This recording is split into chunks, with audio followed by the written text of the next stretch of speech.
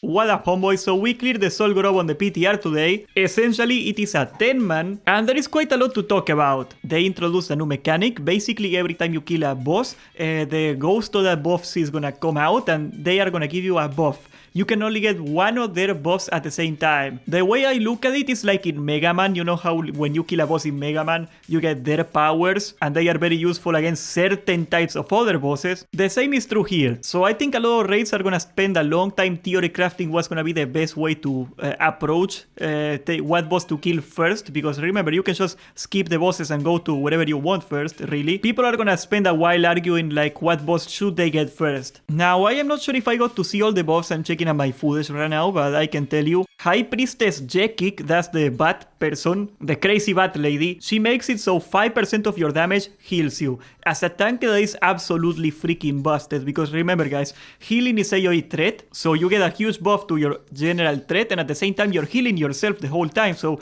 I would do like a shockwave on that buff on me, and I will get like a bunch of HP back just because I hit like 10 mobs. Really good buff for tanking. Of course, if you're trying to speedrun it, that's probably not gonna be the first boss you kill, because it doesn't give you any damage. She's pretty freaking easy, guys. She's just gonna tank and spank it for a while, then she's gonna summon a bunch of ads. Once again, shockwave is absolutely busted. They clearly did buff the HP values of the mobs. They are a little tankier, the ads in particular, than they used to be, but with just shockwave, AoE, everybody got AoE nowadays, so it's super easy. Once we kill the ads, she dies. It's a pretty simple fight, and that's pretty much it. You can even slow the ads if you want. So she has the healing buff. The next boss we did is Venoxis. That's the snake guy. He will give your attacks AoE, and that's most likely gonna be the one that everybody wants to speedrun, because it makes trash so much faster. And keep in mind, guys, Zul Gurub is all about the AoE. There is so much places where AoE is needed, and being able to get your attacks and your spells, because it also procs on spells, guys, to do AoE damage to everything is amazing. That's probably gonna be the best in slot one for everybody. So Venoxis, he spawns with a bunch of cobras, the ads. You can tank him and ignore them and just kill Venoxis on it. It's pretty much the same thing. There is poison going out and you're gonna need these spells, but if you got these spells, there is basically no threat to you. They do very little damage. The whole fight is pretty trivial. And that also brings me up to the next thing. You probably want to 2-tank it. So yeah, if you want to run 2 tanks, I am sure the super tryhard people are going to only run 1 tank, because you can, in theory, only 1 tank every single fight except 1. But yeah, if you want to 2-tank it, it makes the raid a lot easier. So yeah, I just tanked the snakes, the other guy tanked the boss, and that was pretty much it. They spell poisons and he died. I love this phase, guys. I get so much value off of shockwave no matter what I do.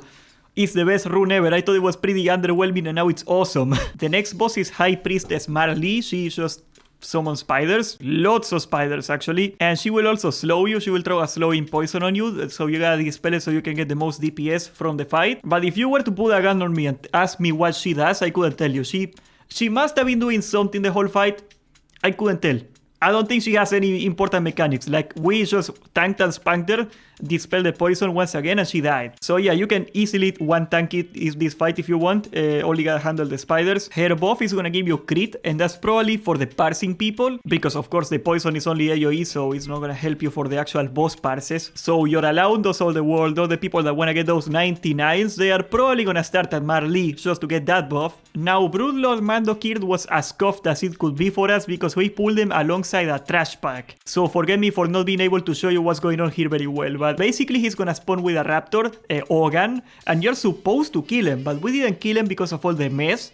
And he died just fine. He has a mechanic where he's gonna call your name and you gotta stop what you're doing, or he's gonna kill you. If he kills you, he gets stronger and then he reses you, so it's not the end of the world. So you're supposed to kill Ogan and then he gets stronger and you kill him too, but we just have so much damage in SoD that we just nuked them. We just nuked Mandokir very easily, and then we killed Ogan, and it was pretty much the same thing. So yes, as long as too many people do not die to the mechanic, you're gonna kill him pretty easily. No buff on him though. Next boss is High Priest Thekal. He's the one that has the closest thing to a mechanic in this raid. There is a lot of stuff going on here. He starts with 4 guys, and you gotta kill all the people at the same time, or they are gonna rest each other. Now, thankfully, since everybody got AoE in this phase, we just nuked everything at the same time. Oh, by the way, get used to the DPS numbers being insane this raid, because everything is AoE. So they do like a threat drop. I don't know exactly how the threat drop is triggered, and sometimes they will lose aggro and go to somebody, so you gotta taunt back. I'm pretty sure this fight is also 1-tankable, but I think, first of all, a warrior is not gonna tank it. You are gonna need something with more powerful AoE, something like a shaman, and there is quite a lot of damage going to like the tanks if you are gonna one tank it. So this is probably one fight where you really wanna get 2 tanks for. But once again, if your numbers are there because you got like 2 tanks and DPS, you just nuke them all at the same time and that's pretty much it. Just make sure that nobody's too high HP, just keep them even. After you kill all of them, he's gonna rest himself alone and you kill him again, and that's it. Next is gonna be High Priestess Arlokk, and that's the cat woman. She summons a lot of cats. You gotta AoE the cats down, and I think you can one tank it. Actually, I think it might be easier to one tank it because you get more damage that way.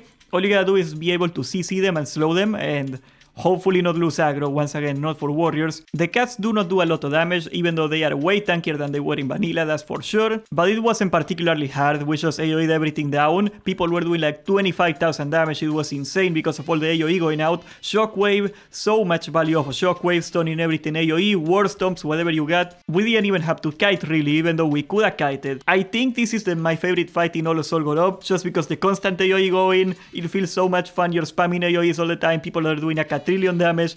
It's very satisfying to do. And honestly, I could totally see how if you do not have a lot of gear, this fight could actually be kinda hard. The buff you get from this lady is that you get stealth, so if you wanna do the hard modes, remember guys that if you didn't kill the previous bosses before Hakkar, he has like more abilities, that's the hard mode. We have not seen if there is any reward for it yet, because the loot is disabled on the PTR, you cannot loot them, it's all hidden. But I bet you there is gonna be something in it. So if you wanna skip everything to Hakkar, that's probably the way to go, because you get the stealth. Also, every time you start combat, you're gonna get a little bit of a bonus damage for like 1 hit. That's the Loa, so unless you wanna skip parts of Zul Gurub, that's pretty useless. And no, before you ask me guys, no, if you leave Zul Gurub, you're gonna lose the Loa buff, so you cannot gank noobs with it. I tried. Then we got Jin'do the Hexer. Now, I remember this fight being way different in vanilla, and the mechanics did happen, but they happened way less often. That might be a tuning issue, that might change when the game actually goes live. Basically, Jin'do has 2 mechanics. He throws totems, and you gotta kill the totem, or he mind controls you, and he also got a totem that kills him. That's pretty simple, you gotta kill the totem. He will also be constantly summoning ads, you gotta AoE the ads down. Once again, AoE is great, Shockwave amazing. He's also going to do this thing where he's gonna summon ghost ads that only you can see, or a couple people can see, depends how many get the debuff, and you gotta kill them to stop the debuff.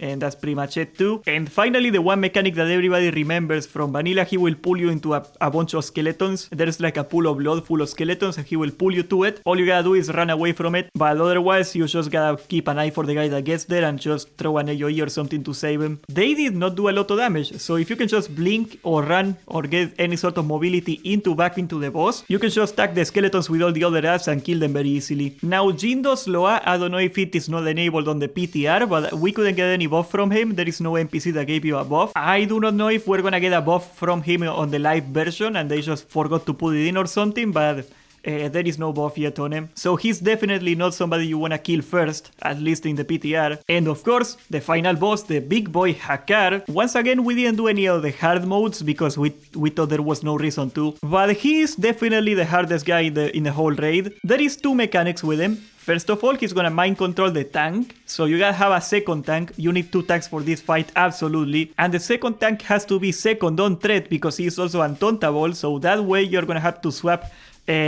threat between one and the other guy. The first tank gets mind controlled, the second guy picks it up, and so on and so forth. Now the mind control is not dispellable and you can actually kill the tank if you are not careful and you just AoE them or something, so what you gotta do is CC them. We use Frost Nova, and that means also that if you're a warrior tank, do not run Warbringer or you're gonna kill everybody because you can break out of the Nova, haha. But we had, for example, a druid, so the hunter could feed him, and that's the way we took care of it. I got stunned or whatever, just get a stun, CC the tank for a while, not kill him, and just swap tanks. The second mechanic is he's gonna do something called Blood Drain, where he's gonna do AoE damage, and he's gonna heal off the damage, and what you are supposed to do is pick up one of the mobs that are below him. There is like patrol random trash mobs, Sons of Hakkar, and if you kill one of those and you stand on the poison of that guy, because after they die they drop a poison, when he drains your blood, he's gonna get damage instead of healing himself. Now, the tuning on this is a little off, because we didn't do it. He didn't heal for a lot, he healed for very little,